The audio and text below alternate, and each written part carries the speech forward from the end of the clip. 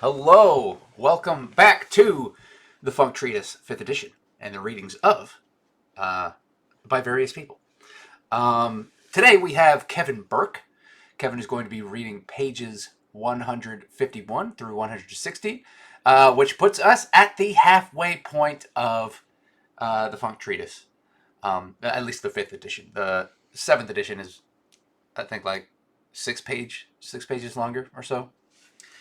Um, At least that's what it says right here. 308 versus 302. So 6 pages. Now we know. So a few things that I did want to say before that was yes, we are at the halfway point of this reading. So leave a comment down below on your understanding of it. If you think you got most of it, or if you think you're wanting to keep going, learn more and everything. Um, but definitely, I think by this point, you would probably have a good, strong understanding of what funk is and the ideas of pairability and some of the other concepts and everything. Um, but the other thing that I wanted to mention before we even get started was another thing that came to me yesterday that the funk provided. Um, Earlier in some of the episodes, I was talking about this concept of when you learn a new word and then suddenly you're hearing this word everywhere or you're seeing this word everywhere, or a known example is when you get a new car and then suddenly you see that car everywhere, even if it was an old car, like it's suddenly more prominent in the universe. But yesterday a video came to me on YouTube, or was suggested to me, and basically what that is called is what is known as frequency illusion, or I might be pronouncing this incorrectly, the Bader-Meinhof effect. Uh, and they're still, studying this phenomenon because there's no real answer on why it happens. And the guy who made the video even talks about how um, his example that he gives is he learned about this very unique game that they play in a different country where they use a headless goat while they ride around on horses. It's basically like polo, but with a headless goat as a mallet. And I can't remember what he calls it. But after he discovered this thing, a few weeks later, he sees it again. I mean, what are the chances of this rare, unique thing happening that often? And then it happened to him again a few weeks later. Um, and then it happened to him again. He was watching a movie that he's seen plenty of times, and they reference it, and he just never registered it, right? And so that's that phenomenon, this frequency illusion, this Bader-Meinhof effect, uh, is an interesting phenomenon, and it's another reason why, uh, not why, but something I just mentioned to talk about this and how it works and how funk works. Like once you start becoming aware of funk and how it works, just like other forms of spirituality or anything, or ideas or patterns, um, you start to see how it works in ways. Now you can't like see it completely clearly. It's not like reading a language, but yet, who's to say that that doesn't happen? But regardless, without further ado, let us get started. This is going to be Kevin B. Burke reading pages 151 through 160. Let's go. I'm Kevin B. Burke. I will be reading Oh, pages goodness. Hold on. 151 through. Sorry, that's on me.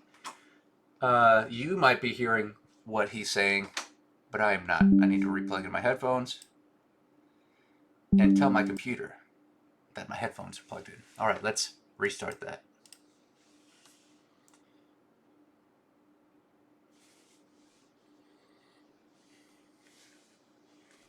Hello, Kevin.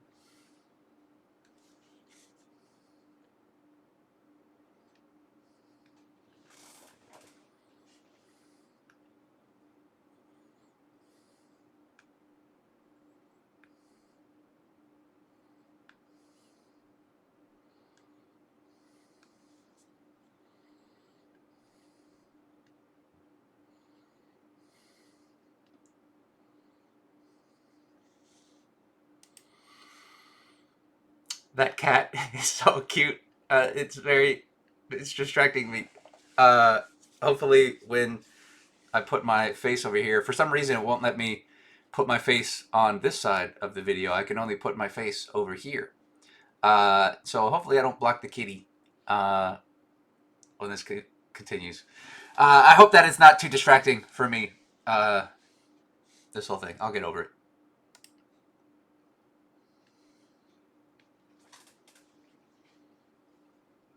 Okay, so what I mean by this right here is, and I'd like to ask more uh, people who have this knowledge, like quantum theorists or metaphysicists and stuff, or people who study physics, and ask them about this and what they would think on that. But it is said that the speed of light is likely the fastest thing that we know, right? But even light is needs something to expand into, right?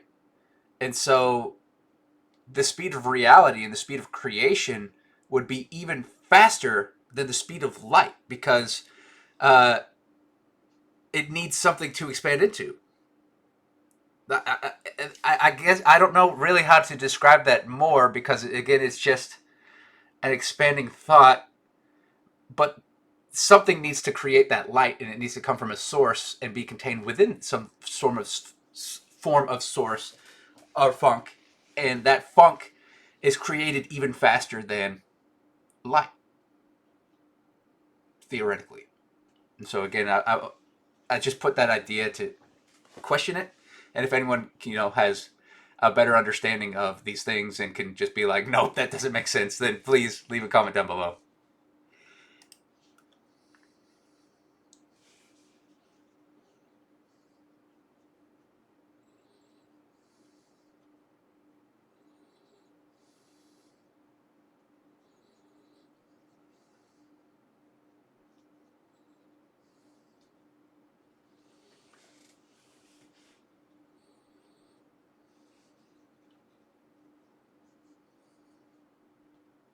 That's crazy.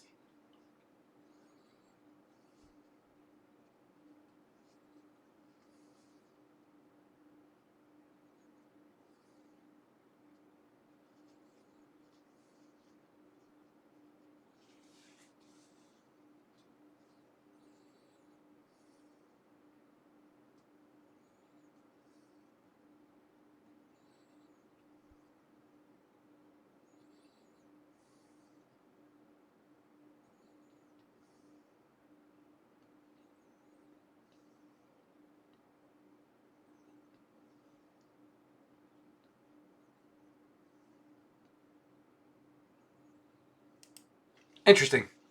Um, Now, what it says here is the speed of light is considered the maximum speed at which information or causal influences can travel through space-time. I guess then objects with mass cannot attain or exceed the speed of light. So then my question is, what is the speed of space-time? What is the speed of what we are traveling through? And objects with mass cannot attain or exceed the speed of light. Yet what is all of this? What is creation? But space-time with mass occasionally inside of it. Yeah, maybe mass cannot exceed that, at least yet that we know of. Um, but just that.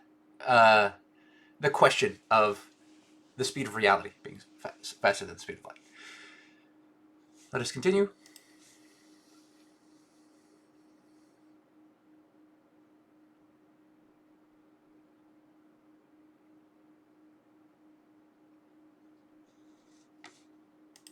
And I wish I had written down more on when I experienced that, but I do remember. I don't remember the dream, but I remember that coming to me in the dream, and I also remember it relating to the things that I was meditating on at the point. Um, but I can't remember. And same thing with this next one.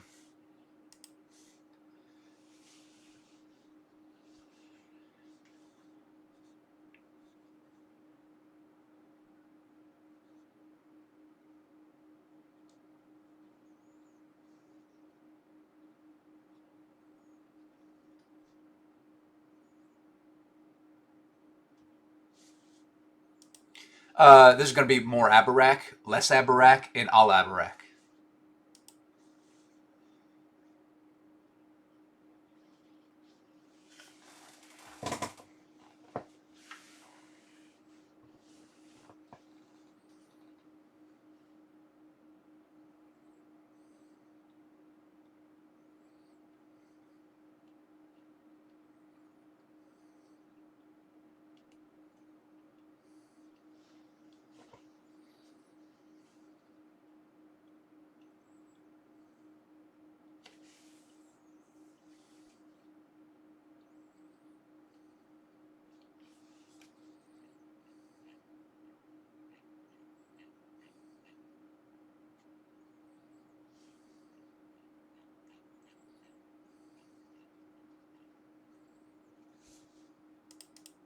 Um, and so what I mean by these is essentially like forms of no mission and we mission.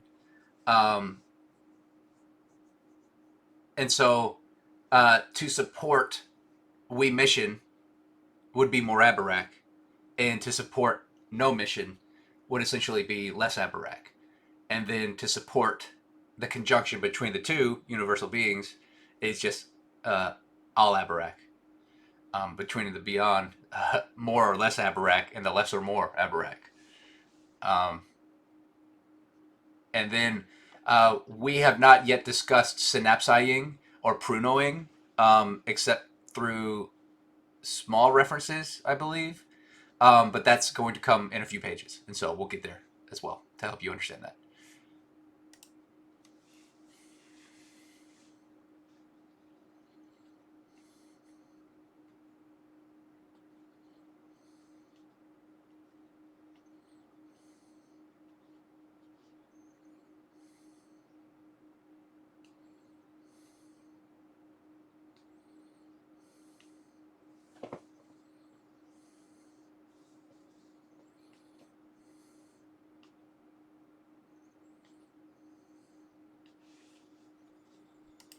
And so Honkmore is basically just someone who's, again, just not attributing much and just honking like a goose and just making the situation worse.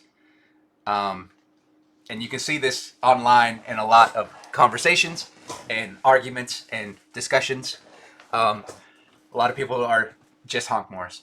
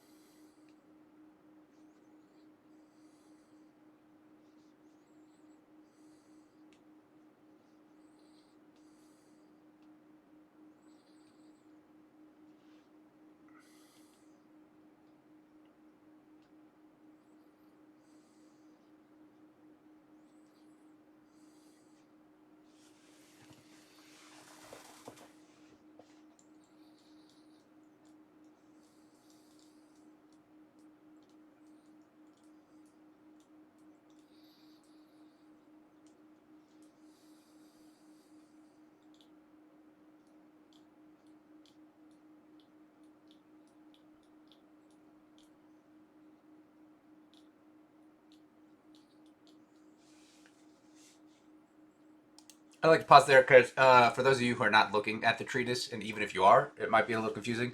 I added that line of the nor direct or demonstrate. Um, that just a further thought on that.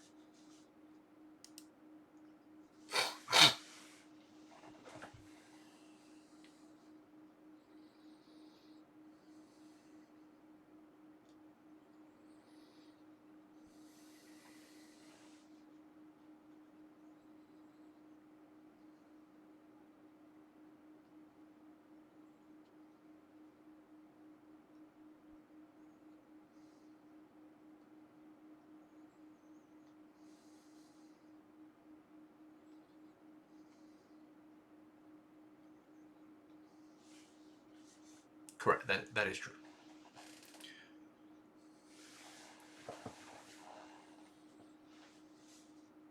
No, it'd be numped static.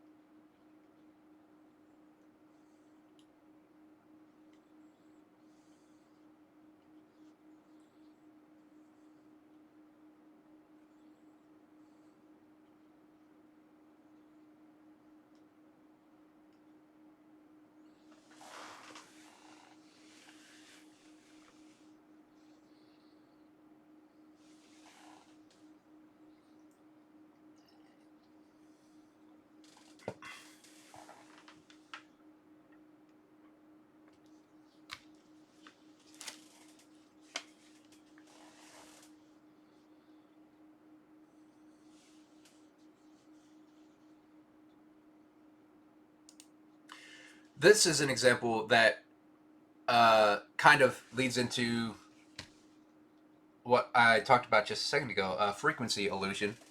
Um, because after this word came to me, uh, I don't remember what show I was watching, but it was a British show, and they called someone a numpty. And maybe I had heard it before in other British television. And my subconscious changed that to the dream to this term. Uh, but I kept again after that I kept hearing numpty in other places and stuff. But numpty is just um, the internet would define it a stupid or ineffectual person, and to be numped static is to either be willingly or unwillingly stupid. Um, Again, to the point where like you are unrelenting and unyielding um, with that, and so it's kind of like you're being extremely hard-headed or unwilling to change yourself or your ego or being unmoving um, because of your ineducation or inexperience. And so you are basically like it's like those moments when someone is absolutely wrong, but they just think they are right, and they just keep fighting for that uh, out of pride or unknowing or anything, and that's to be nupstatic, or nupstaticism. Uh, you're being a numpty who just won't yield, and so nupstatic is born.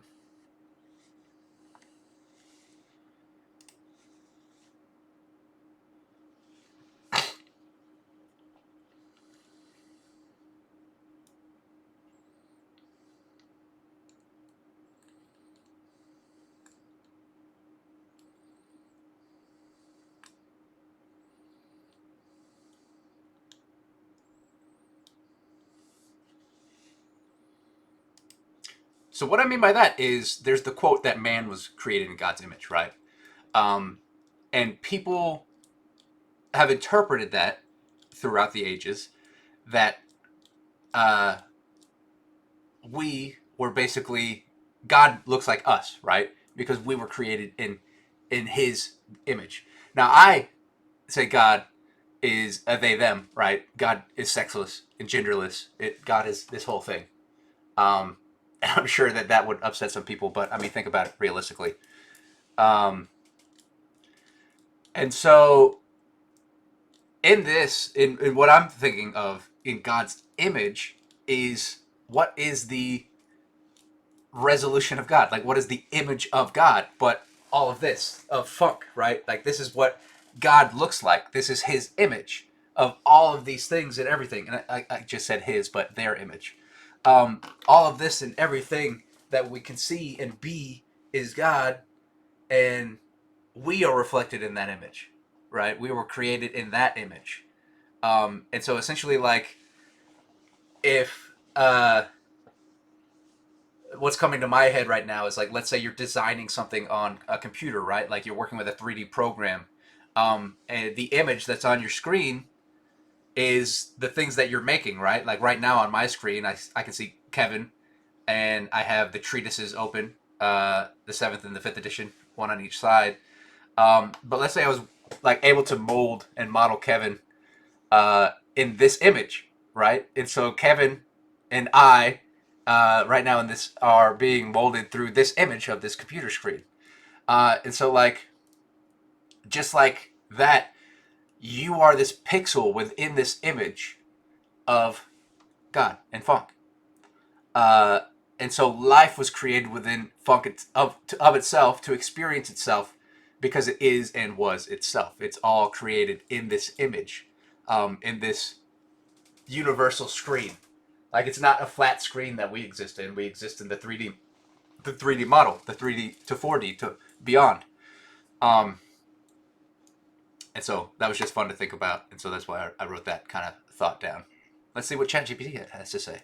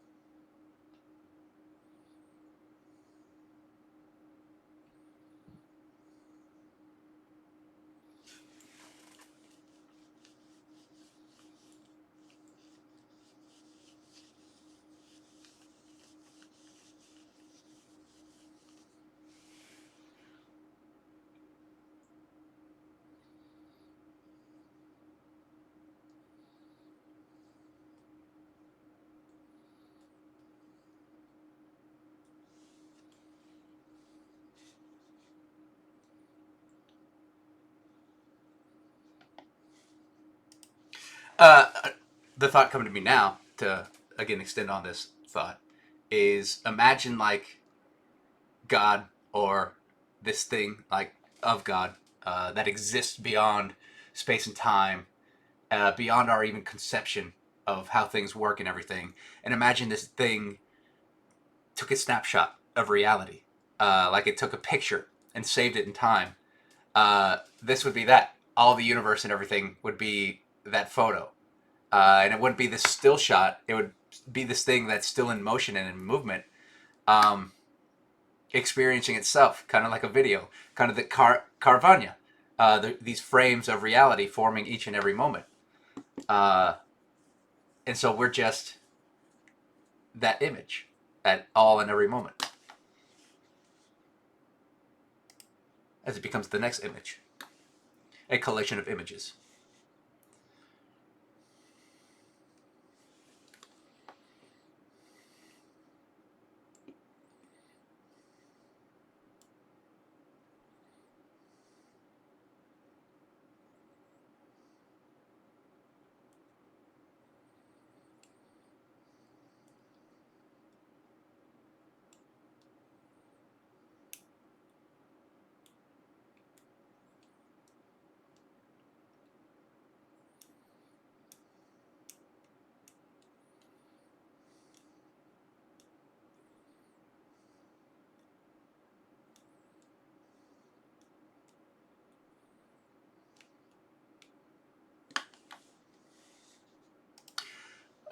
There's more to this, but what I mean here so far to kind of help visualize your understanding is like imagine closing your eyes, right? Now, when you close your eyes, you see whatever you see, depending on your brain and if you have like synesthesia or not, or the spectrum of, right? There's different levels of what you can imagine in this darkness. And so imagine like now that your eyes are closed, you're looking straight out into that darkness. And then imagine that you can open your eyes and look at the video for this, but imagine like your third eye up here, like kind of your pineal gland. Imagine like all three, like your pupils and this third eye, are looking forward in this converging point. So like your first two eyes would be like kind of be up here, and then your third eye like looking down. But you're looking straight out uh, to where that triangle, this pyramid, like is super far out, right? And you're doing that in this blackness, in this darkness. That is like how I when I attempt to meditate, when I'm able to reach that point, that's when I start to like visualize things. When things start to like just appear, kind of like a dream or a daydream, but they like I have no control of them. Like they're just these like images or like shapes or colors or even like even sometimes thoughts, even sometimes not like thoughts but like a dream, like just a quick snapshot of a scene of something, you know. um and then when these things are happening, like especially if it's like shapes or colors, uh my eyes will try to look uh like at the thing. Like if it's up here, you know, my eyes will like redirect up there, and then I lose that triangulation, and the images go away. Uh, because I'm distracted, because I'm now instead of focusing on meditating and kind of just letting the brain flow and construct itself, I'm fixating on that imagination. Uh, which I find interesting.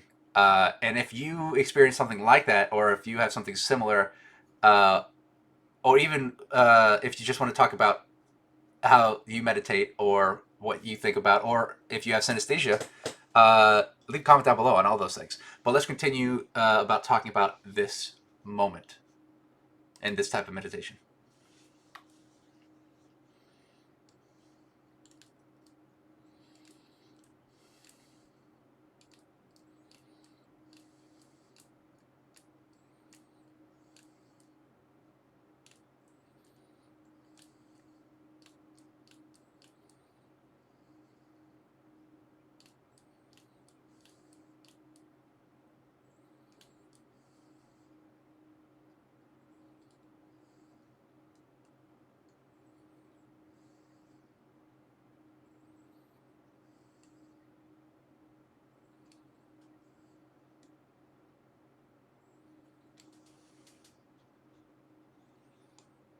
Okay, I'm gonna explain this as well. Like try to help you break this down. Um, and so again, coming to the example of when I close my eyes and it's darkness, and I don't know if you can relate to this or not, but when I close my eyes, uh, the black that I see feels contained. Like it feels like at first, and this is first when you're just starting to close your eyes in this meditation. It feels like um, the darkness that you see isn't this complete darkness. It's not like if you were in a room looking at experiencing darkness around you, right? It's a different field view of darkness. But with when I start to get deeper into meditation and start triangulating that uh, viewpoint, but also just letting my mind rest and relax, it seems that that darkness expands beyond me. Uh, and it seems that like I start to become aware of the surroundings, and so then that it expands from my thought just being in here. The thought then expands outside of myself, uh, and normally around that point is when the things start. You start to see the things and stuff. Like you start to um, enter the hypnagogic state, the dream state, right? Um, because your mind starts playing for itself, I guess. Kind of like I've never tried it, but that whole ping pong experience, where you cut a ping pong ball in half, you tape it over your eyes, and then you listen to radio static. Apparently, that tricks your brain into tripping balls. Like you start to just see all these like crazy visuals and everything. Um, and I'm sure someone can explain to you why more than that and everything, but that is just something that you could try on your own time. But it's kind of like that. Like your brain, and I don't know if you dream or not, but like when you dream, your brain is like creating these things by itself in a way. It's just working on its own. It's in kind of like it's in sleep mode, like your computer. It's got this screensaver on, and your dreams are kind of the screensaver that you're experiencing and witnessing. And when you're in that moment, space seems unlimited. And so that the deeper the meditation you go, the more places that you can go. It's as if like, uh, and I recall some meditations where I'm literally like traveling through space at almost the speed of light and going through like dimensional stuff, like these just crazy shapes and colors, and just traveling deeper and deeper, like kind of like a fractal, if like, or uh, those video things where they zoom in on something and they just keep zooming in, they just keep zooming in, they keep zooming in, uh, or even like there's like cartoons like I think it's the Simpsons intro where like it keeps zooming in, or maybe it zooms out. I can't remember, but then eventually it just wraps back around and it turns back into Homer again. Um, it's kind of like that, but the brain just doing its own thing and taking you on this journey. And what I mean by this flashlight thing, it's like imagine your field of vision, right? Like going out in this cone, this shape, same like a flashlight. Like your eyes are like pointing out, and they could like a flashlight flashes light out, right? Now, at first, when you close your eyes and, or at least when I close my eyes and meditate, it seems like this uh, light doesn't go too far. Like not light, but your this field of vision doesn't go too far. And the aperture, what I mean is like when you shorten the aperture, and you can make like light basically like brighter in a certain spot, or you can open the aperture and the light spreads out. Right. Same thing with like this field of vision. When you like close your eyes, or when I close my eyes to meditate, it seems like the aperture is kind of contained to the closed mind or the closed eyes, and then as I deepen into meditation, that aperture widens up and then starts to fill the space outside of me. And instead of like uh, light as it pushes forward, imagine like your mind now in that darkness uh, extends. Like instead of just going this way, it continues to extend, and it goes all ways, right? Uh, and that kind of is what the dream state becomes. Uh, and so then, uh, now that we have that explanation, if that explains a little bit more, helping you visualize, there's this last part.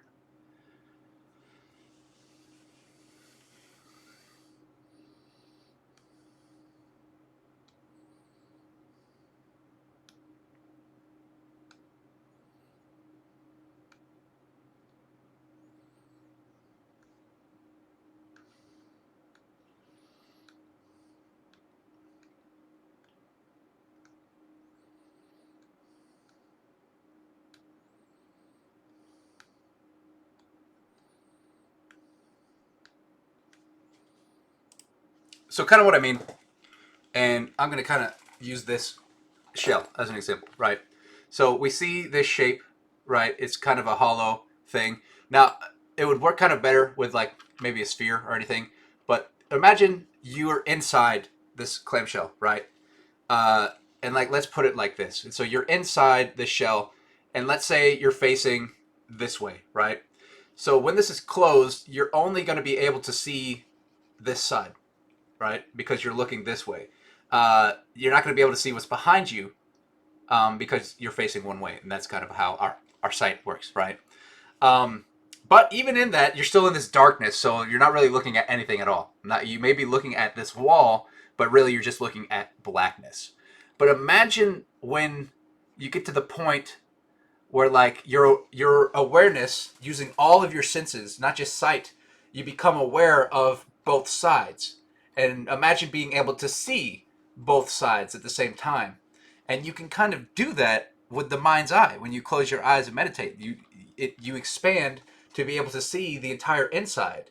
And then when you get to the dream state, that's when you're able to see even outside of the clamshell of whatever you're contained in. That's when you enter this state out here, the next holarchical level to a uh, different,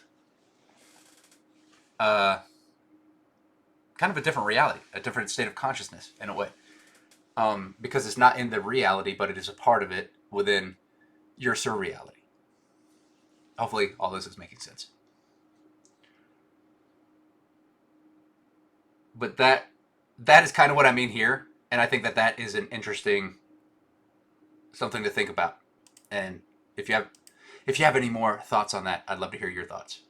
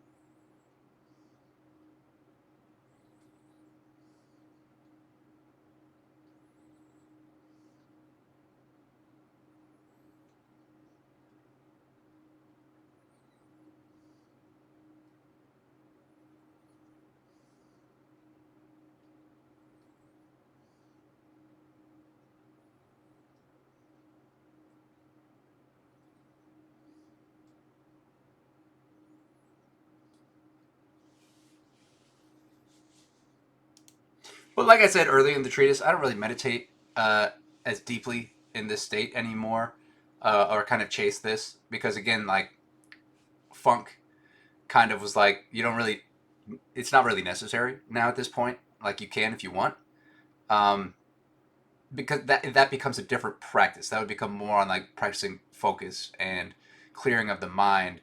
But what I found in my experience and everything, I was only ever able to reach like a deep, deep level of meditation, like 2 or 3 times. The parability meditation being the biggest one.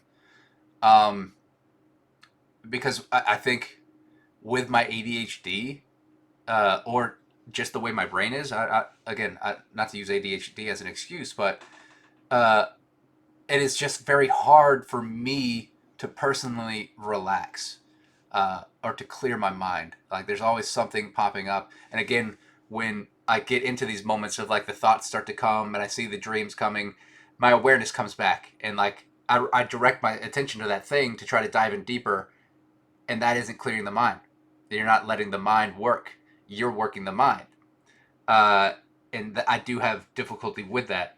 I still attempt every once in a while. I haven't been to the gym in a while, but whenever I like go to the sauna or the steam room, I meditate. I close my eyes, and normally though I count.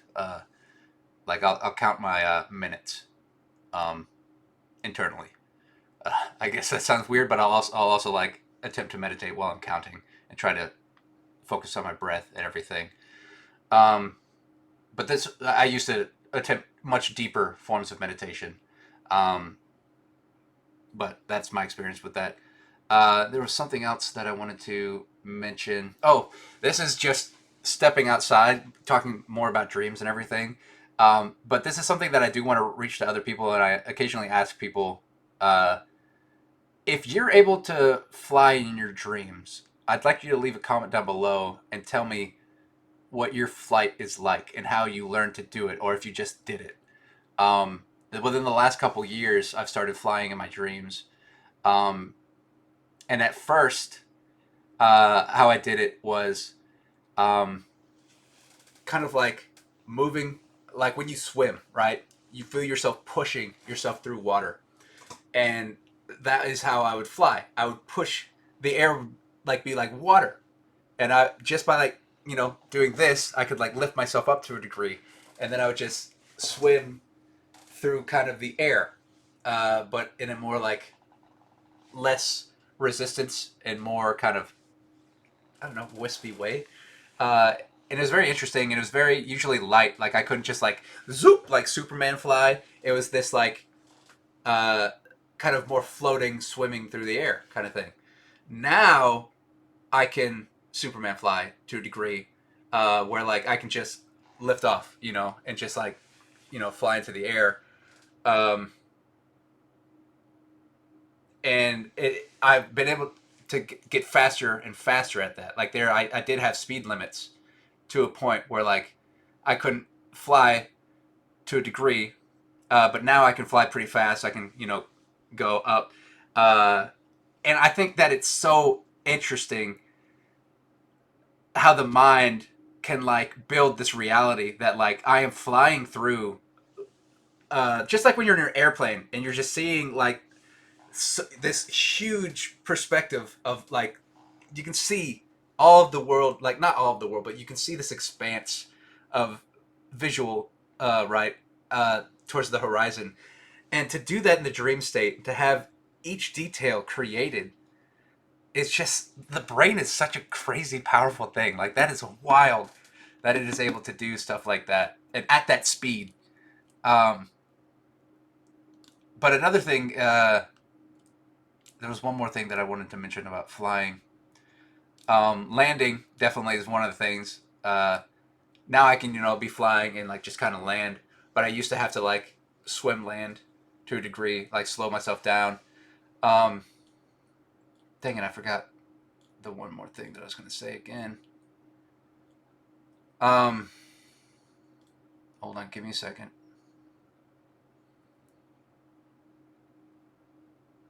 Oh, nope, it's gone. I cannot remember. Dang it.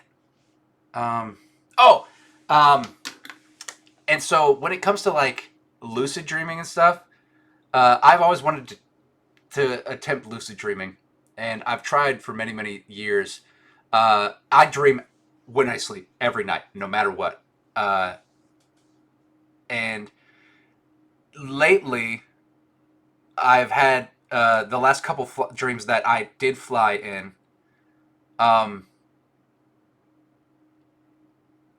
I've started to raise my awareness on if I am flying, I am dreaming. This is a dream. Um, because I can't fly, in real reality, outside of the dream state. Um, but I'll like quickly forget that. Like my mind will just take me back into this simulation, and I'll fall for the simulation. Like my dreams are so convincing that even when become slightly aware that I'm dreaming, uh, it'll move me into another scene, and I'll just move on and I'll forget. Um, but I would love to be like more in control of my dreams. But I feel that when I start to get to there and be in control of my dreams, that's when I wake up. Because again, just like when I'm in meditating and I'm not focused, but I'm looking out and unfocusing and then seeing this whole reality. When when I'm dreaming and I start to realize, oh, this is a dream, uh, the aperture closes and I zoom in on the awareness and the focus and I wake up. Uh, and so I don't know. I just wanted to share that thought.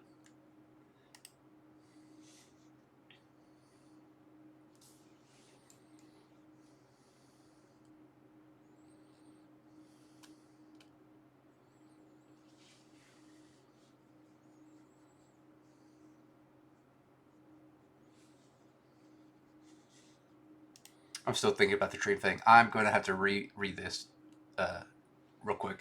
Because this moment is happening, it expands beyond space and time and traces/loops back to its and our moment and at each and every moment. When going inside or beyond infinity, eventually it reaches the point of itself within and without itself. Okay, so because all this is real, uh, it expands now from this moment. It is expanding forever. Not just this moment, but everything around it to beyond space and time.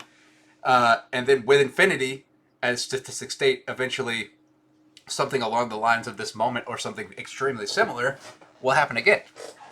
Uh, and so it will just keep reaching back to this point of now, but also of now. Again, uh, it's weird to think about, and it's just different levels of Caravania, uh, of this Mobius trace looping back into this. Now, again, we can't prove that all of this happens again, but theoretically, how and statistically how infinity works, then why wouldn't it? And if you have a better explanation and argument against that, leave it down below. And I also pause.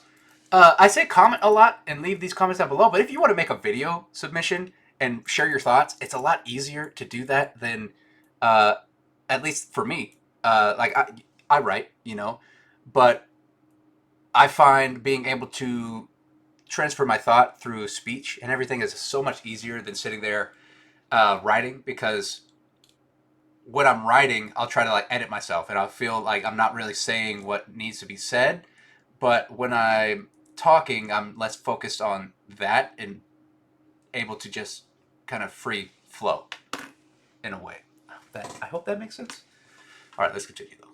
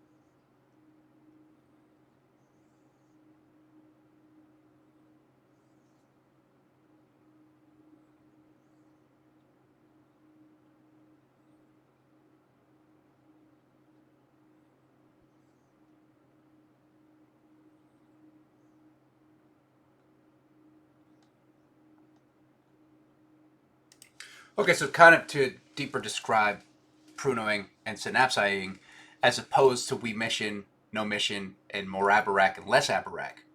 So we mission is the yes and of reality, right? And no mission is the no of reality. More abarak would be the willingness to cause we mission. Less abarak would be the willingness or unknown willingness to cause less abarak, right? Uh, Now, synapsizing and prunoing uh, is when these moments are happening, right? The con, conjunctio of anything. So, like, the example of prunoing would be like you have a sheet of paper and you burn that paper, right? You kind of delete the paper and it dissolves into smoke and ash, right? It becomes something else. You've now deleted that paper from existence and transmuted it and transformed it into a completely different form. That would be prunoing. And then if you were to able to like even shape that down back into kind of smoothing it back into reality, you're prunoing. This also works with ideas and concepts and everything, but mostly for the no mission, right? Now, synapsizing would be the opposite of that. It would be to create, and so essentially like to make art or to cause something to be like. Again, let's think about the Big Bang, whether or not you believe that that is the thing. But what is uh, proposed and argued as what happened was essentially we had this Big Bang, and then we started off with what is it like hydrogen and carbon, I think, the two elements of the Big Bang.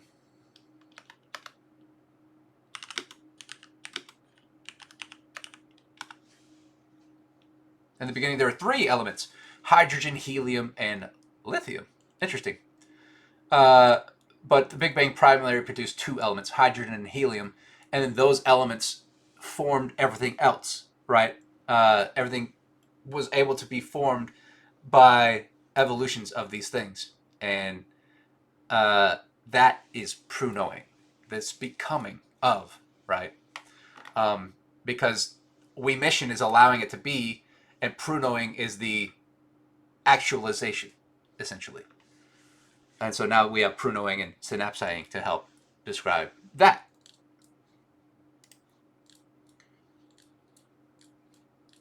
Oh, and then the conjunction of those two, like we mission and key mission, or we mission and no mission is key mission. More abarak and less abarak is all abarak. And synapsizing and prunoing is just being. Being would be the conjunction of those two. Now, this next one is prelaxing, which is something that I relate to far too much.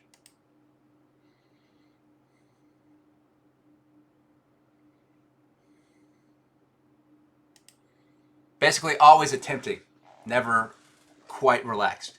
Like, again, when I'm meditating, it is very difficult for me to just completely relax and just let go and focus on nothing except my breathing, because my mind is just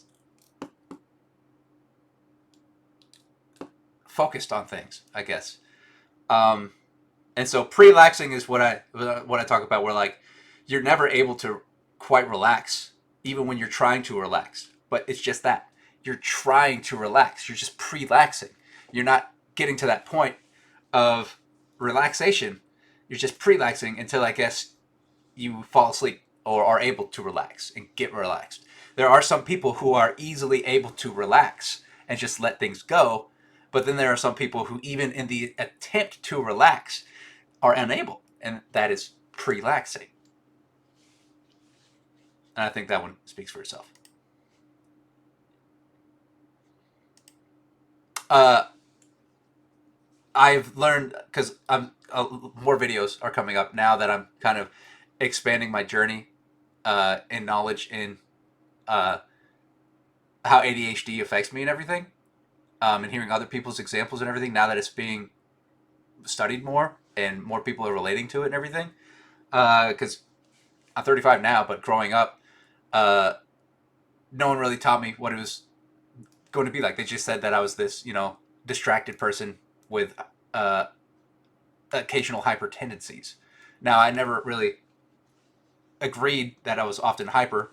Some of us, have those moments, um, but it doesn't mean that you're hyper in activity. It means that your brain is working at a different level to a degree.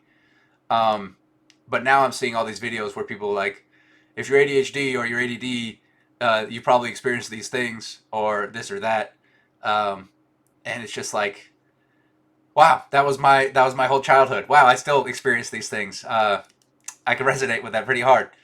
Um, but from what I'm seeing online from that, and then also uh, looking into people who share their experience with neurodivergence, it seems that neurodivergent people have very or have a difficulty with relaxing, and so you're in a constant state of prelaxation, um, and that often leads to burnout because you and your brain aren't able to relax, and so eventually, with all this prelaxing, the stress is just like, why am I not resting? And your body just like kind of shuts down so that it can get a deeper form of prelaxation, uh, because it's still not able to relax because it's stressed about that moment now. Uh, and so I think a lot of people can relate with prelaxing.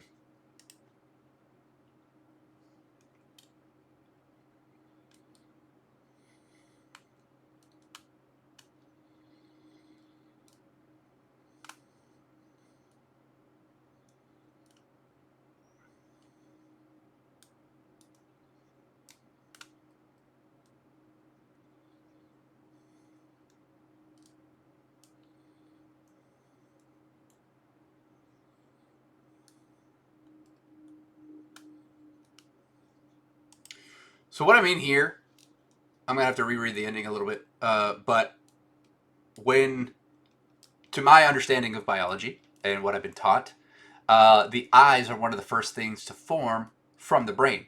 So your eyes are directly connected into your brain. They're just these little extensions that like come out of your brain so that it can show itself the things outside of it to a degree. Now, some people's eyes don't work, right? And so the mind still works without even without eyes, right? But it sees it in a different level. It only sees what it can imagine at that point. Now, if you're born in darkness or blindness, like I'm very curious what that is like, and that is something that people ask, like, what is that experience like? Because the mind hasn't seen before, and so what it makes up is going to be completely different than like now that we have stimulus, even from birth, our mind collects all that information and is able to simulate its own views on things, like because it's looking through our eyes and that information is traveling into our brain and storing up there, and then your brain is taking that visual stimulus and able to make visual thoughts. um, and so um, without eyes there's still the mind, without the mind there's still life and reality, because not everything has a brain, like jellyfish or some things that exist, like fungi and stuff. It's not really a brain, but they still work and move and do things. Or mold, like what is that type of slime that they use? Uh,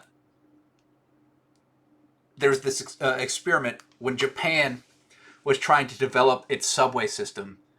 Um, they used this mold spore or a fungus or something like along those lines, like a slime, and they they made a map of Japan and they put these oats on all the major city, and this mold uh, built the map that they use today.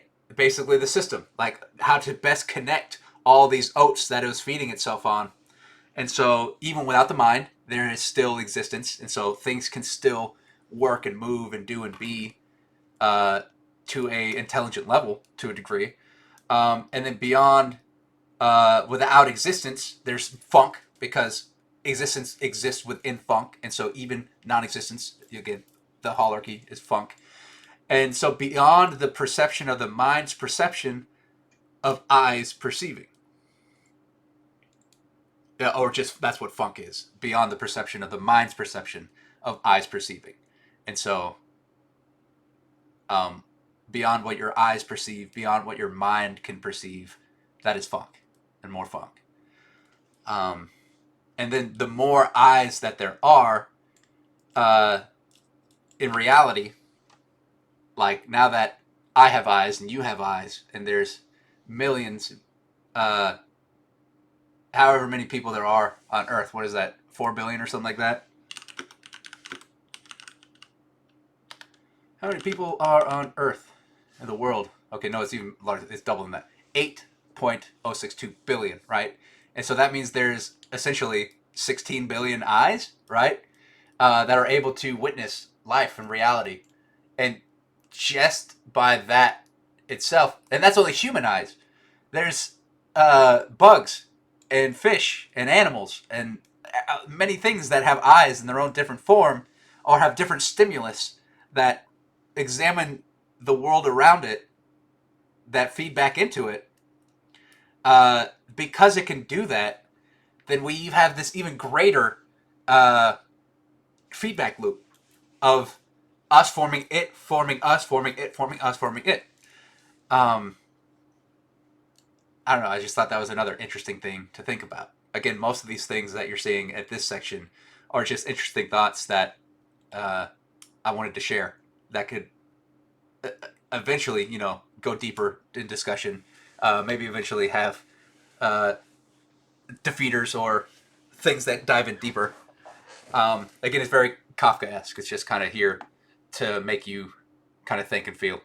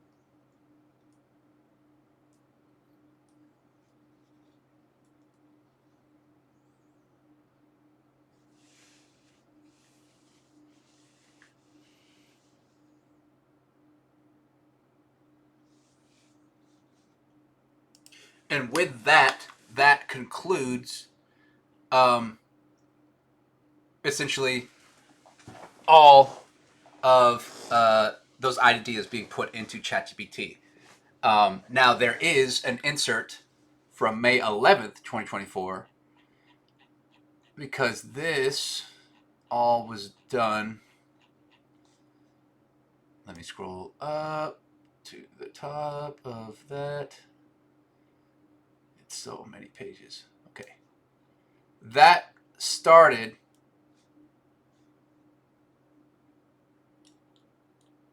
Okay, so January 23rd, 2024 was when I put all those ideas into ChatGPT and shared them here. And then at this point, what's coming next is kind of a response uh, a couple months later on May 11th, 2024.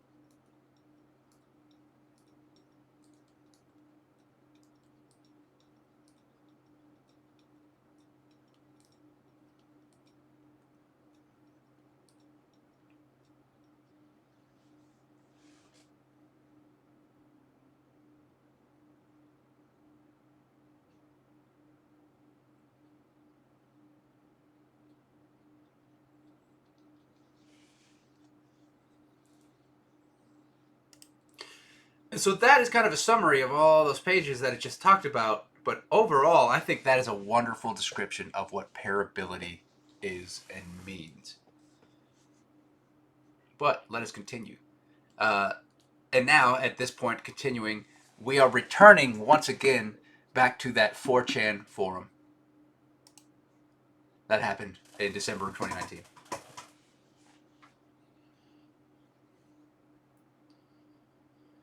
This is responding to when I said make it so.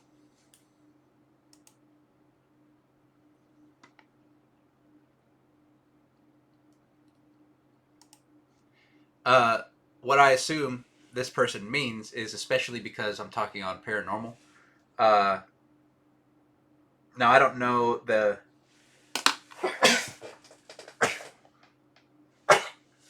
Excuse me. Sorry about that. I don't know.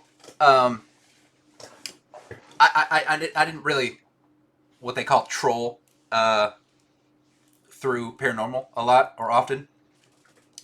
Um, so I don't really know how the people or the discourse were. Excuse me.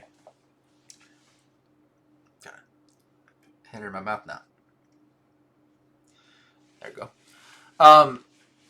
But how I interpret this is most people don't engage with things, especially on like 4chan, unless it really resonates with them, or they just kind of like shit on it. um, it's that dichotomy of that, the switching of these sides in the spectrum of that. And so I was getting some attention. Now he's saying how little attention I'm getting here, so I must be saying something right. Maybe I was saying something right. Maybe I was saying something wrong. Maybe I was saying something left. You are all left. This is in me responding to that comment.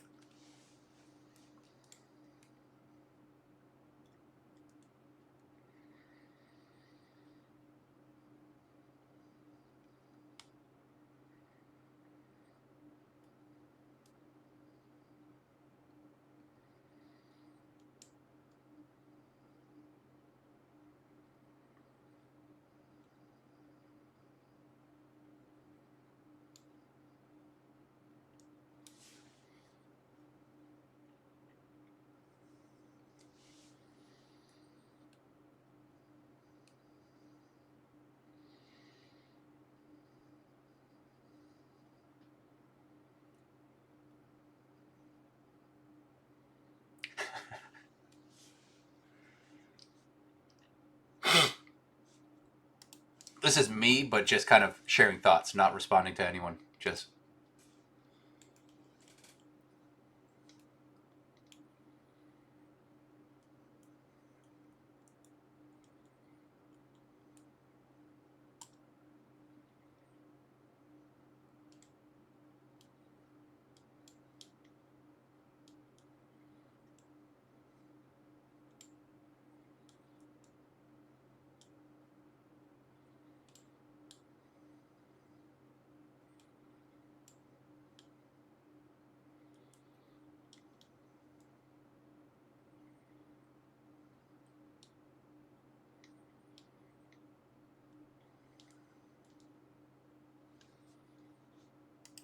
and here again, it's just another example of something that we've been sharing multiple times on how having this conversation in the past is going to branch and create uh, this moment, lead to this future that I had no idea was going to land here at this moment of me making these videos, but I knew that it was going to expand into whatever it was going to become. And now it's becoming this, and it's doing the same thing, carrying it forward.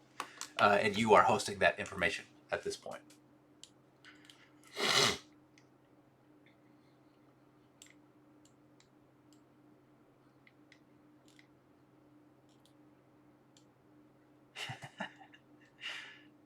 Groove is in the heart. And they even posted that picture of Delight, the gif of them dancing, doing their thing that Delight does. Again, we're all very witty, and also we love to make references to things. So it's how kind of we relate to each other. I remember uh, that's basically all things were at a time. Growing up, like from elementary school to high school, before like the internet became so full of content that we would just share quotes with each other. We would just quote movies and TV shows and music at each other, and a majority of people would understand it because those things were so culturally relevant. But now there's so much content that quoting something is kind of a risk because you don't know if any the person you're quoting that to even watches the same channel or reads the same thing or are in the same uh, kind of bubble that you're in. You know, it's unless you are talking about the same movie or the same book, and then you could quote things at each other. Uh, but even I find it hard to do that now because there's so much content and you're ingesting so much that it all kind of blends together. And unless you have a really good memory and can like do that, like I know some people who can just quote anything from anywhere, from any time, and where do you keep that information in your head?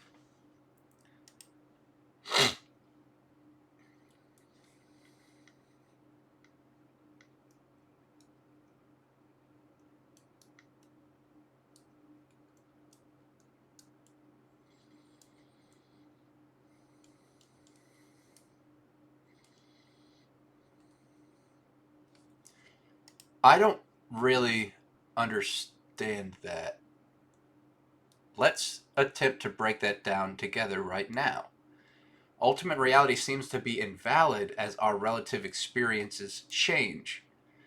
Like the type of protein on a salad might seem soon to challenge the ethic presented, and although often resented for this info presented. Not to continue would be in the category of two-party consented. What I'm butting on is essentially ultimate reality can never be pointed at as valid because when you address it and you collapse it into another state just by observing it and pointing at and describing it, it changes itself into something else.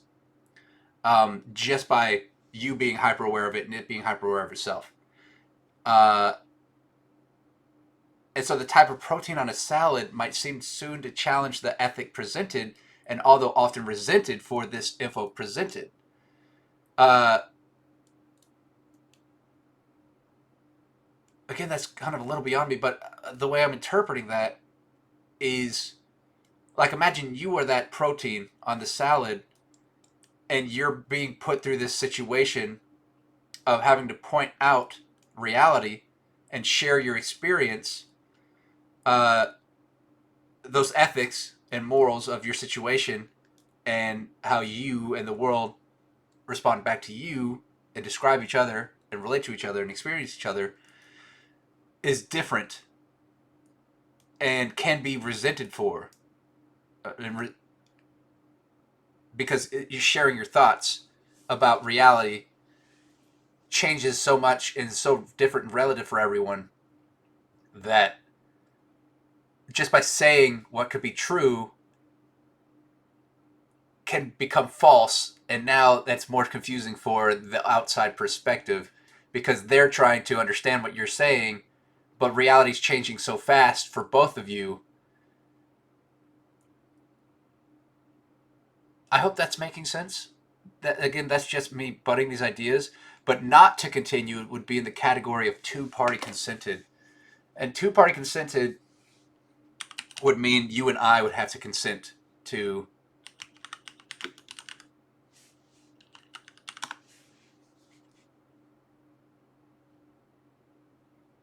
So two-party consent in recording conversations means that all parties involved must agree to the recording before it can legally occur.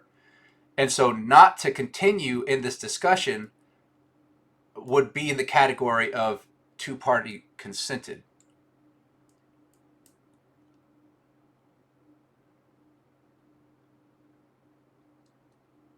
I don't know how to relate that in there. Because what I'm butting at is like not to continue. I would assume that to continue or not to continue would be in the category of two-party consented and single party. It would encapsulate all of it. And so if you think you have a little more understanding on what this person's saying, or if you are this person, uh, I'd love to hear your thoughts deeper on that. So leave a comment down below or leave a video response.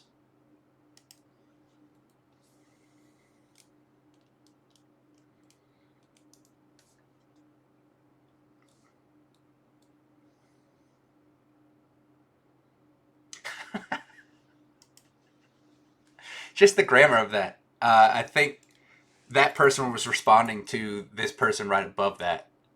Um, wait, or they were responding to something else. Um, yeah, and I say that later. But maybe they're asking me. I don't know. They didn't have a reply mark. Um, but I'm going to read that quote again because that's silly, and I'm curious where that comes from. Let me Google that as well, real quick, and see if anything comes up besides this post. Has anyone really been far even as decided to use even go want to do look more like? What the hell does that even mean? All right, let's Google that.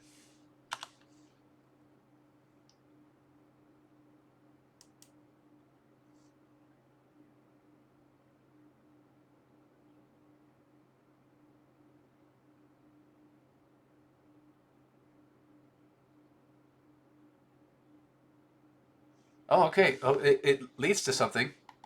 Reddit has deeper answers on out of the loop and to explain. Oh, it's from Velociraptor, or at least they have a Velociraptor doing that. But here we go. The origin. The question first appeared on a thread in the video games board channel board on 4chan about an upcoming Wii game, The Conduit.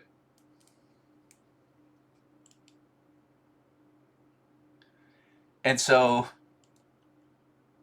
the original post featured a link to a YouTube video of someone playing the beta version of the game, accompanied by a list of notable features, and an anonymous user responded with that. Has anyone really been far as even decided to use even go want to look more like? Uh, there's a whole story beyond that. So if you have more questions on the meaning of this, it looks like that's a heavily debated thing on the internet. But no, I was not the author of that term. Maybe the other person was. But that's hilarious.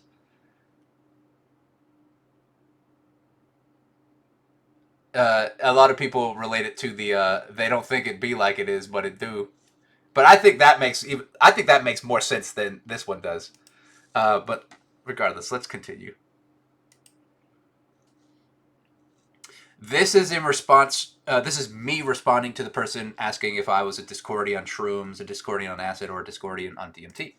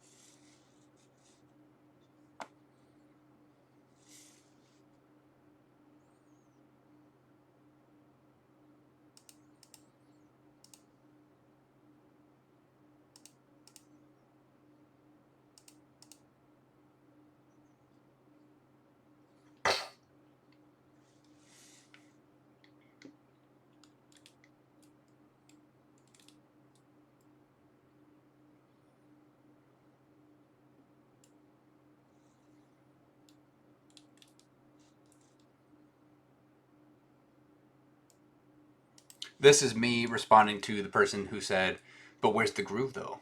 Is it in the heart? It's in the butt." No, I'm just kidding. It's everywhere.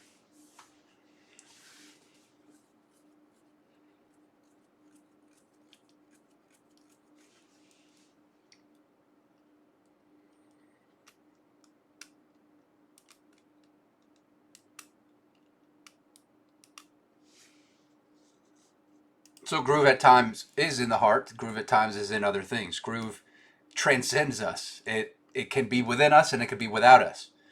Uh, that's the way things groove.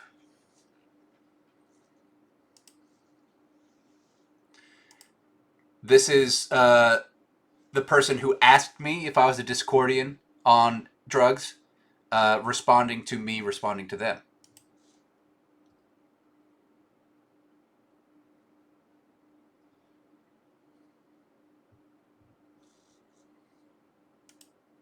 So the picture that this person gave me uh, attached to their comment response was a certificate for the Discordian Society, initiating me as a member. um, and I don't know if he's saying that I am a transient state or if I'm in a transient state, but maybe that is Discordian in itself.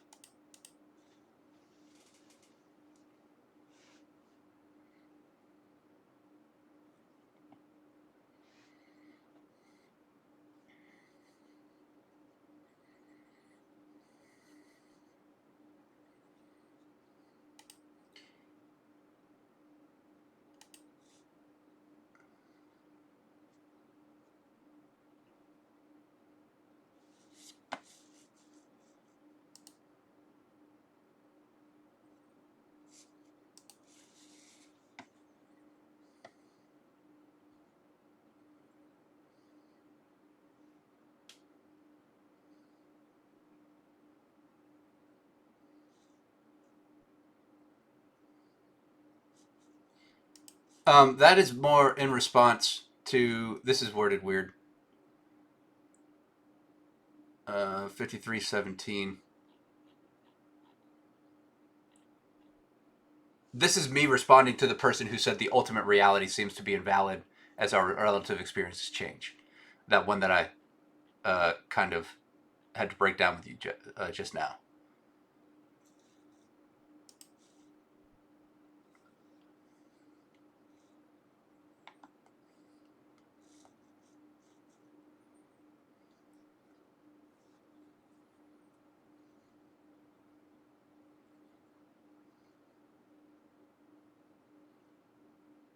And that was in response to the "Are you the true author of?" Let's read it again. Has anyone really been far, even as decided to use, even go want to do look more like?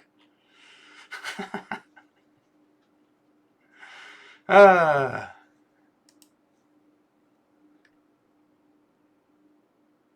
oh, is that it? Okay, hold on. I guess that's we've reached page 160. Yeah, we have. Okay, so that is pages 151 through 160. Let us see what Kevin has to say about what he read.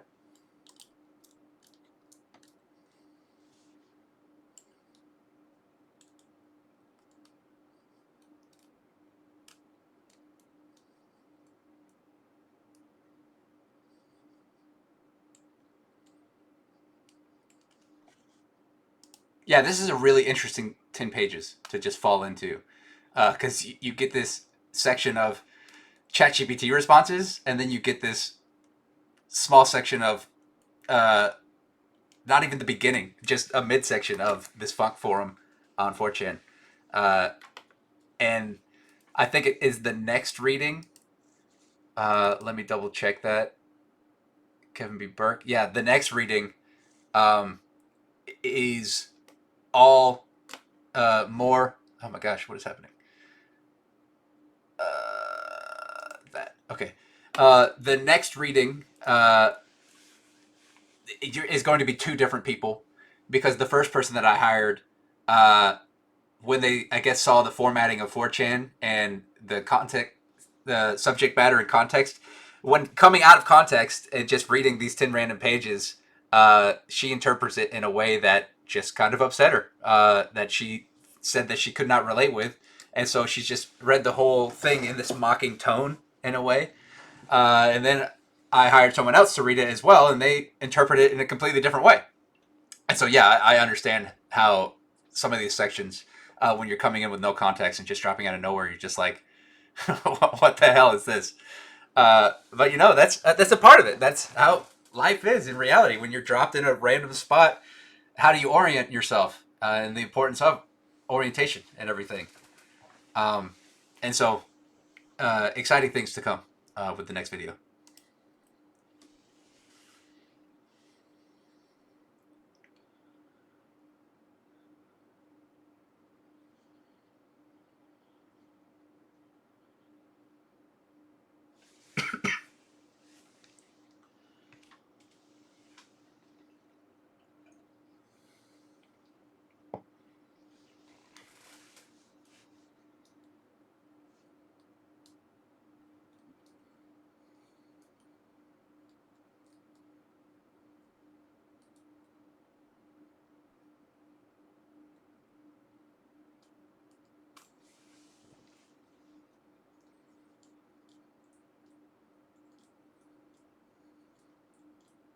And nothing.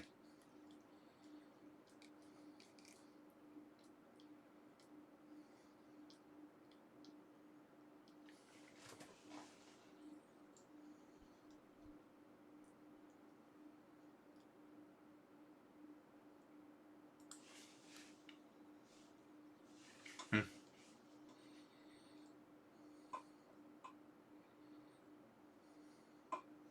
Kind of, yeah. Kind of.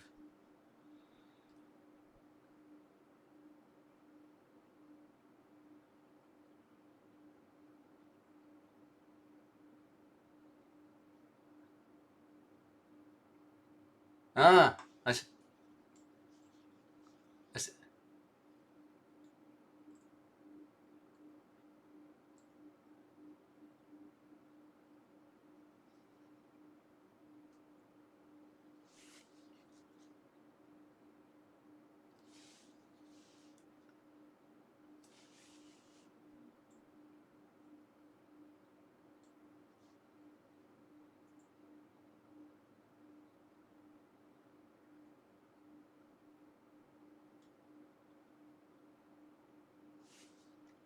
Well, then there's a couple things that I want to hear because I don't really agree with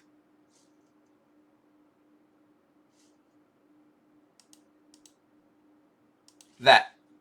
Reality doesn't have to be contained within three dimensions. That might be what we experience it within, but again, it is not contained within that. Uh, it expands beyond that. It exists beyond that. Again, that's just more funk. It's just another holarchy, right? Another hold on.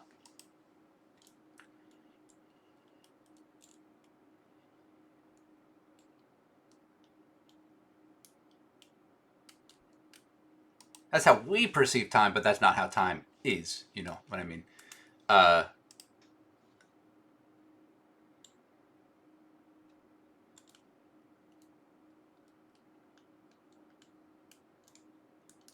at moments, yeah.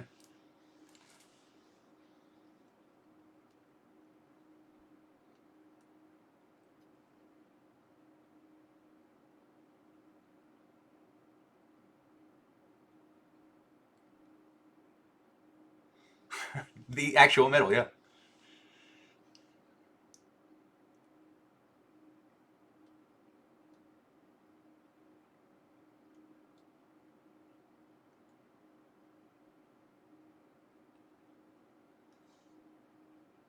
It's kind of there and it kind of isn't.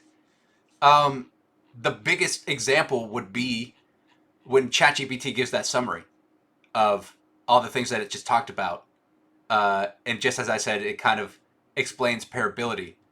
That would kind of be partially the overlying thesis, but it's very difficult for me to even find what that is still.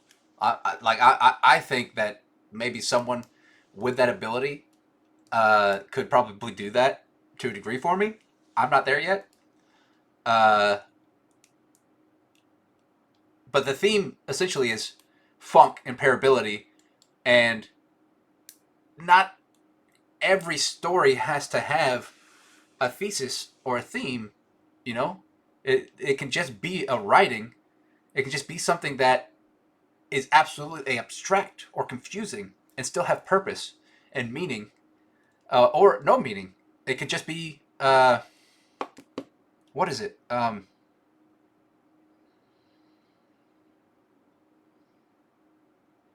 Wow, Dadaism, of just random stuff put together. Uh, but that gains another meaning altogether in itself.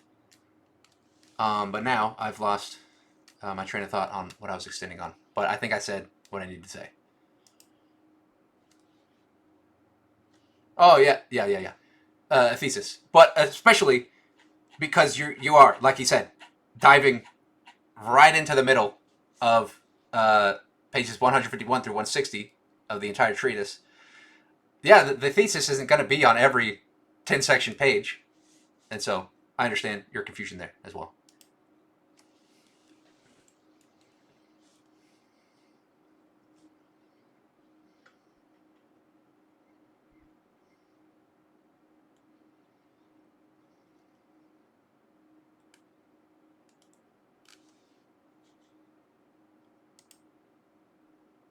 You do and you don't, and I think that there is some level of story here, but again, you have to kind of open yourself up more to the context of that.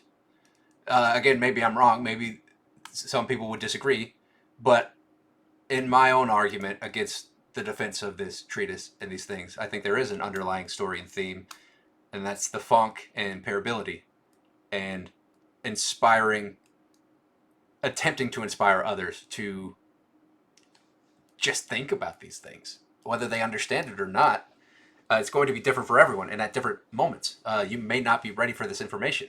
You may not be at the level where this information can even be understood to you. Um, but just that.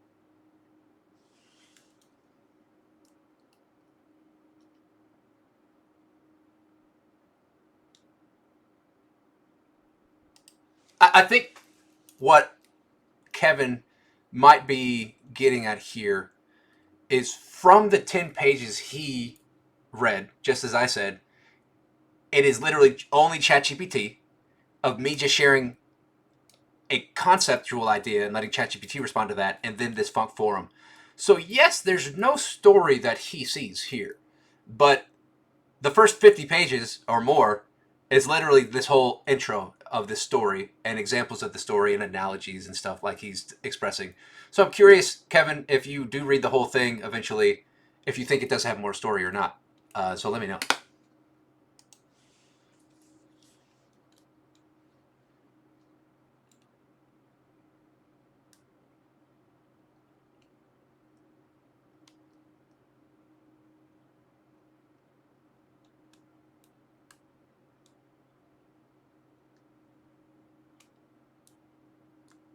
Hmm.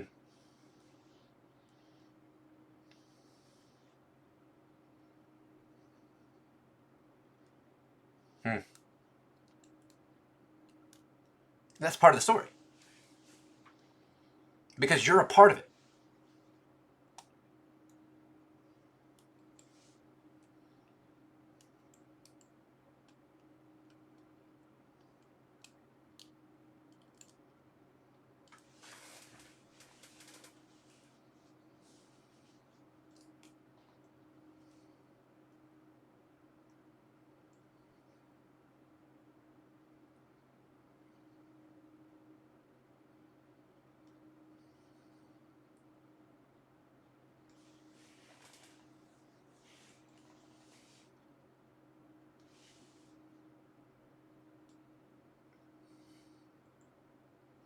Hmm.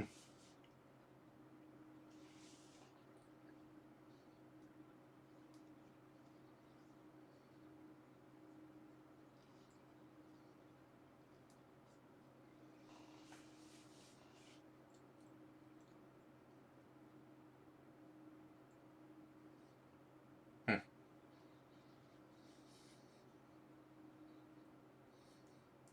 Beyond music.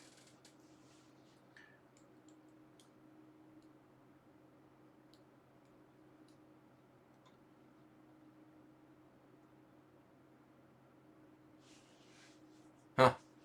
Hmm. He's getting it.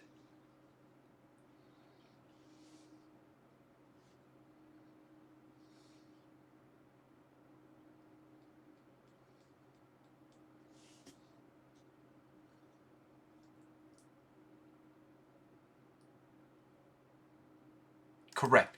But I think what is confusing Kevin is, again, what he just stated. The idea that he is formulating is that it has to deal with like music, and I think he's singular, combining it into just that. But then he describes the entire rest of it, life, the universe, and everything, and that is what is contained in what Funk is describing. That next level of ineffability of life, the universe, and everything, and how to describe that with a word. Uh, because you have life, the universe, everything, but really you're just describing funk. You get what I mean? And that's the part here where Tepu Nai Backfistage again.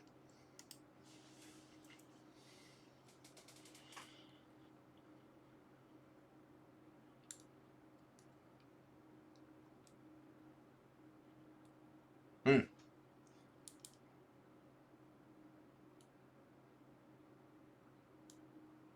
thanks.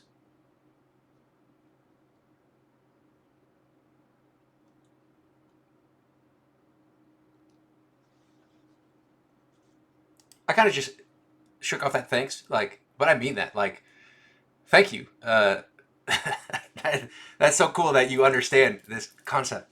Again, just 10 pages.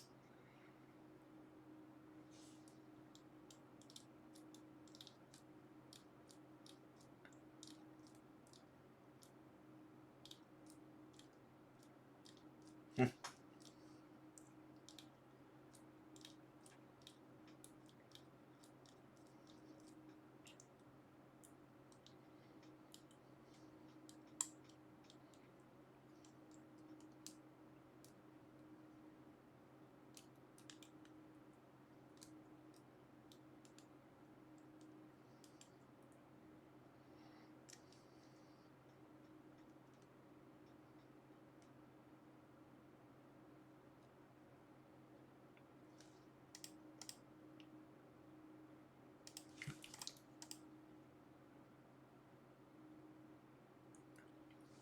That, that, and now that this description of funk exists, again, just like the concept of put here where tapu nai breakfastage, the understanding expands from this. And so I love that he's breaking down that concept.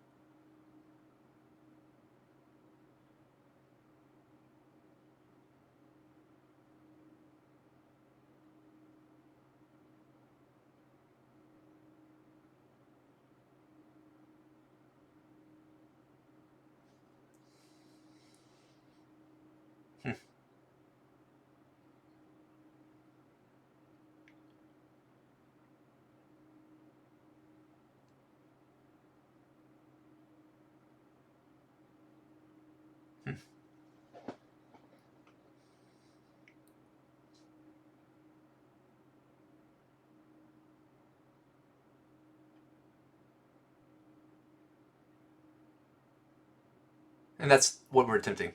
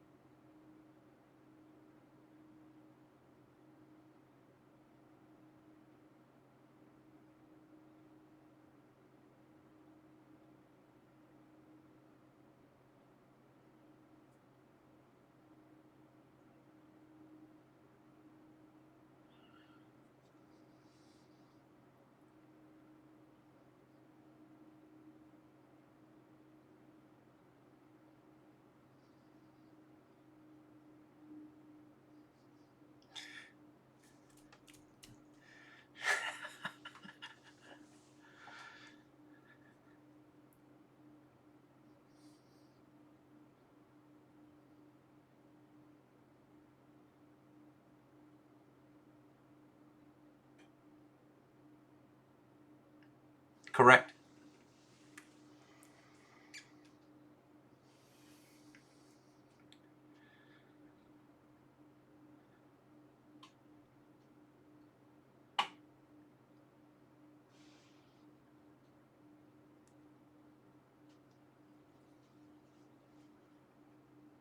Pretend is an interesting.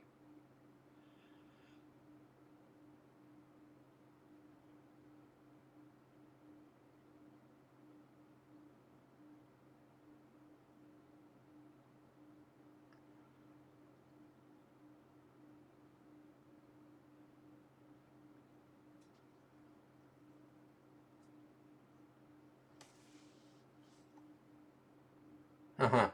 Pretend is an interesting choice of word there.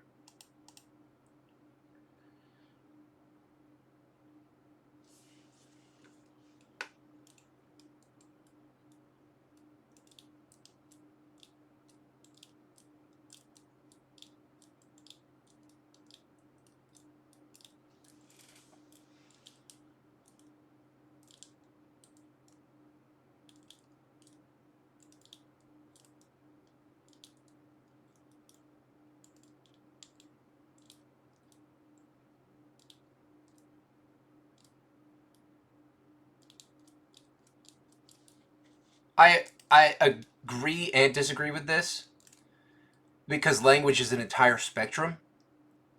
And so speaking the language would just be me to speak funk, to do funk.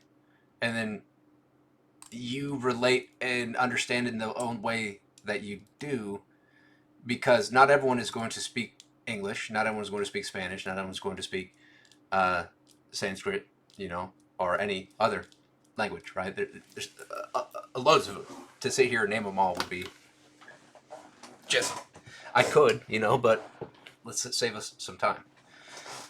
Um, and also, language is sometimes without words, even. And so this language is this evolving thing. So that's why I agree and disagree, semi disagree.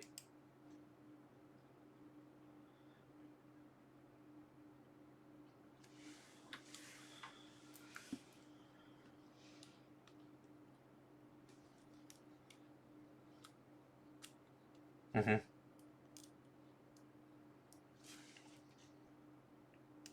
And I assume that that is both new words that AI made up or that came to me, but also I'm sure most people who read this thing, unless you are deep into philosophy and quantum physics and a bunch of stuff, there's going to be, I guarantee there's going to be at least one term besides the ones that I are exclusive to this context that exist outside of this context already.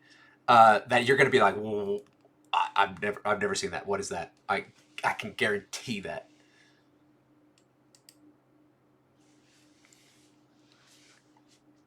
And when you run into those moments, now, the ones that I coined, I explained in this treatise, but everything else you can find outside of this treatise. You can find all of these words and definitions and everything and more concepts. People talk about them outside of this.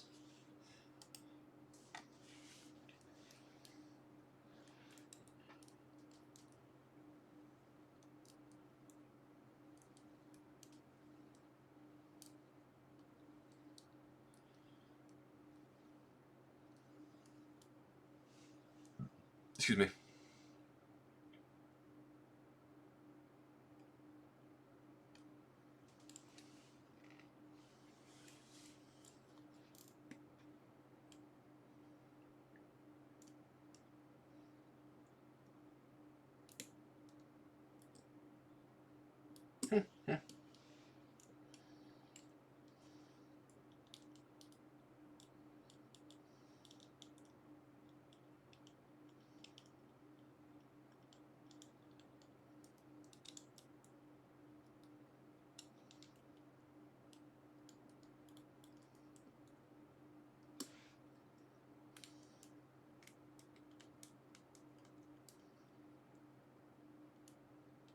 I get what you're saying.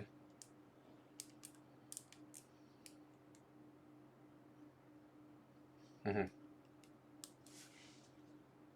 And so that is why I have the hopes that even writing these words, that you would take the time to be like, what the hell is that? And then to just, flip through the pages. Or since it is a computer document, you can hit Control F or Command F if you're on Mac, uh, and then type in that word, and then find it in the rest of the treatise.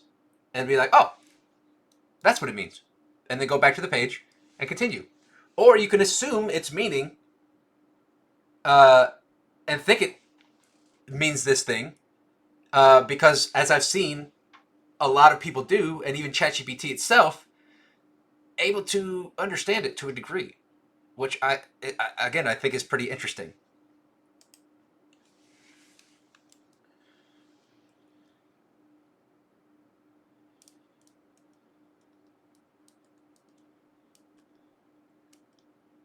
I get what he's saying though.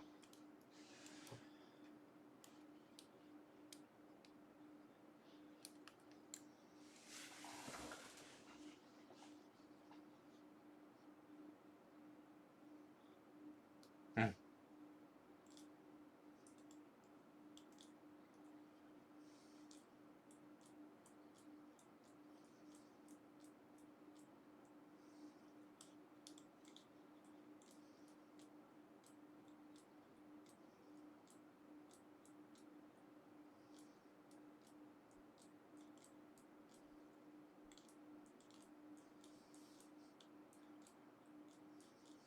Thank you. Me too.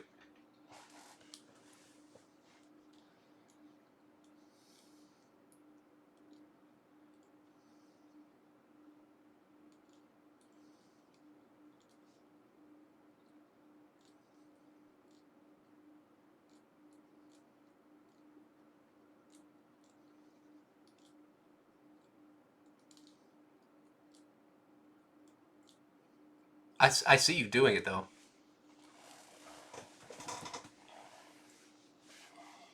Thanks.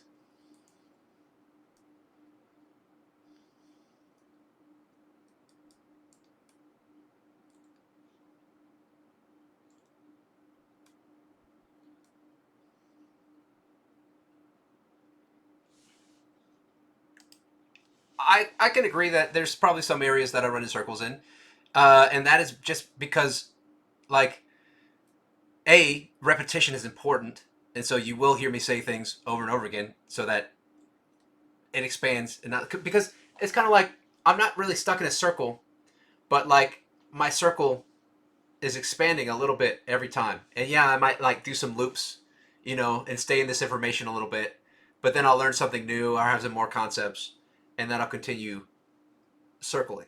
And so I don't find myself stuck in this circle necessarily. And if I am stuck, it doesn't feel like it. It feels like an adventure. It feels like it's growing at every moment and every day. Um, and so if it is a circle, then it's again a chain of Mobius strips that it keeps expanding and extending, and then you're seeing this perspective of this circle, but when you rotate it, now it's going that way, or it's also going this way. It's going all the ways. It's this you know perspective thing that may appear to be a circle.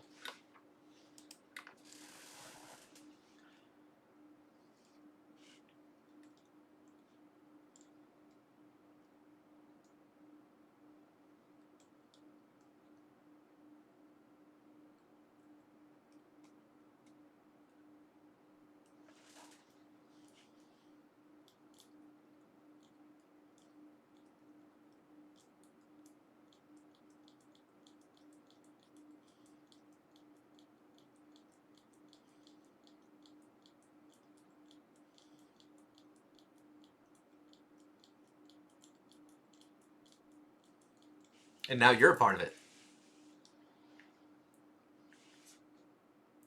Uh, but before I get this chain of thought, he's talking about forming this clear path, and there is no real clear path when you're the one who's constructing it.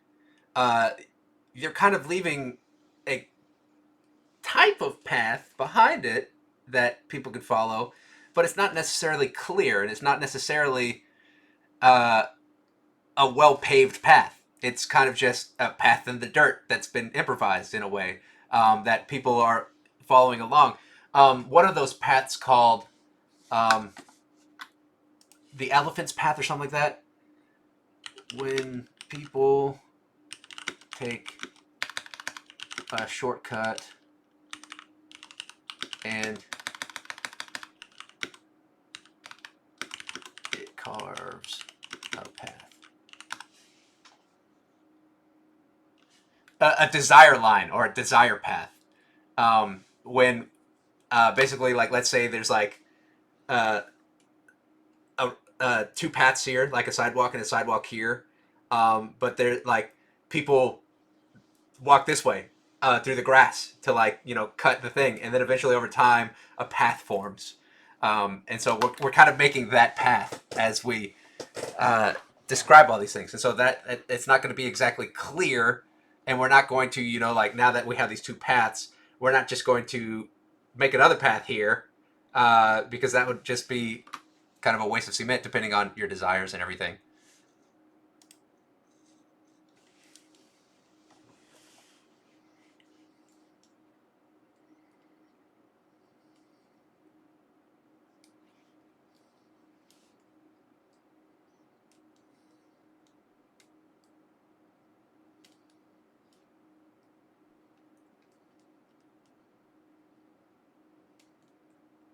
Yes and no.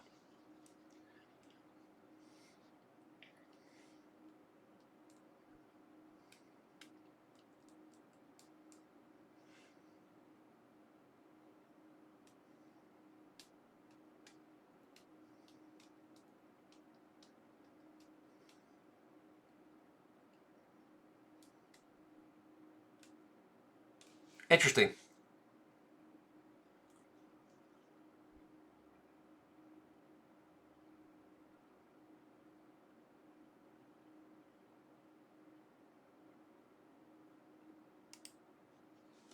So to expand on that, like that is kind of the fuego puerta of stepping into the uncomfortableness of going in a direction with someone who is also Jacques Lasping and exploring into the unknown. Like the example coming to my mind is let's just use Christopher Columbus for example, right? He was trying to carve his way to India and find a direct path to that, and so people followed him on that path to be like, okay, yeah, let's do that. But then they ended up discovering something else. But let's imagine that someone was just like, or I'm sure that there were people at some time who were just like, all right, we're going to leave this island. There's this giant body of water out there. Now that they have ships, they've built ships, and they're just going out to the ocean to explore the unknown. And some people are going to be like, count me aboard, like have me aboard, Captain. I'm ready to explore the unknown with you, because there's no logical or clearly defined path on that. And that's kind of what this is. We're kind of exploring out into the open waters of funk, and then sharing our experiences within that. And so I can see how some would be hesitant to dive deeper into this information because there's no ending answer. Again, like I said, I will probably not be the person who finds that. It's probably going to be a stepping stone in this path to that. But I can absolutely, again, see how, just like Kevin's saying, stepping into that information without a ending can be difficult for people. What's coming to my mind right now is the example of Game of Thrones. How, like, I'm sure some people aren't reading the books anymore because there's probably it's never going to end now. Like George R. R. Martin's probably just never going to finish the series. Supposedly, we don't know. Maybe he has them in a vault somewhere, just waiting to be released, or maybe he plans on doing that. But I don't know. It's just not looking good. And so, what would be the point of diving into this fantastic series just to never finish it, just to have it be open and I went on this whole path with you throughout these books, and that path just ends. Thanks, But again, even with that path was still very enjoyable. The books are very good, well written, great story. And so to say, I'm not going to go on that path because it's not ended. We don't know where it's going. That is kind of that concept of just fuego puerta, and also like the allegory of Plato's cave. It just all kind of returns back to there of like choosing whether we explore this information or not because it's something that is incomplete and will probably continue to be incomplete. And again, as Kevin's described, it's all subjective for everyone. And so this is just me sharing my perspective on this thing that I see relating to everyone, but only through my own perspective. But I do see Kevin relating to a lot of this stuff. And I love how he is aware of what he learned in just his 10 pages. And he had a definitely unique set of 10 pages.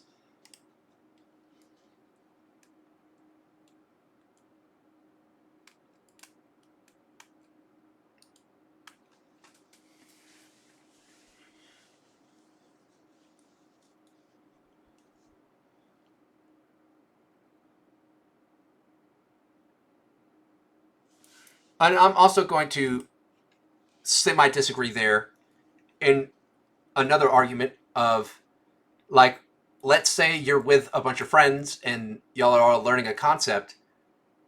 No, not even that. Dismiss that. Let's say that someone comes up to you and they're just like sharing an idea that they don't really understand yet. Y'all are just like forming ideas. Like, let's say it's a think tank and someone's sharing this idea. They don't have a finished logical ending to it, right? They're just getting it out there and sharing it and hoping that you have something to say that adds onto it. And then maybe that is what hits the ending, right? And so that's what kind of this is. And so I am going to semi-disagree that these things are necessary to have a worked out ending. But again, that is why I think this information, the more and more, like with each edition and with each polishing, and now especially with more people reading it and sharing it and stuff, we're, again, just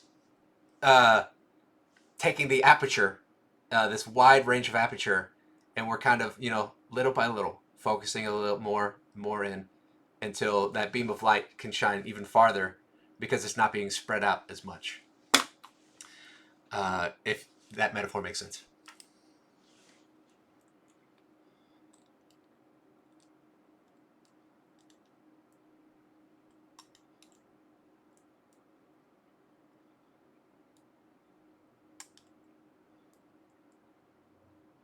Hmm. Hmm.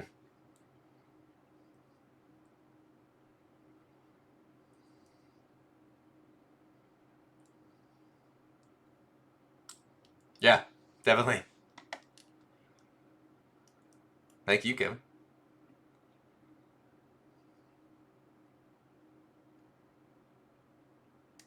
And that's that. Uh, so yeah, I agree with pretty much most of what Kevin's saying. Uh, and you've heard my semi disagreements. Because again, this thing that I'm trying to discuss and contemplate with you is so broad and paradoxical and contradictory that there is no current way except the one that not only I have been forming, but all of the past has been attempting to formulate as well. Again, mine is only just another attempt based on the collective input and output of what I have collected through input and now am sharing as output. And so we will see with time together now at a even more reaching point whether this information becomes even clearer and more people understand it, or if it just falls apart. Because it might. You never know. But that is pages 151 through 160. Again, another great reading and another great review and understanding of it. Once again, Kevin Burk, thank you again for reading these pages and sharing your thoughts. It means a lot. And thank you here, listener, viewer, watcher, for being here in this moment and following along and having this influence and helping me clarify these ideas. Now you are hosting this information. And so again, share your opinions. Share what you think. Share how funk moves you, how you think it relates to you, how you think how you disagree with the things I say, or how you agree with the things that I say, or how you semi of any of those things. The entire spectrum, or tell me a joke or whatever moves you to leave a comment. Now I'd rather it not be hateful, but if that's how you feel moved, then I'll have to experience it. So, uh, again, so thank you for being here. I love you. And in case I don't see you again, good morning, good afternoon, good evening, and good night.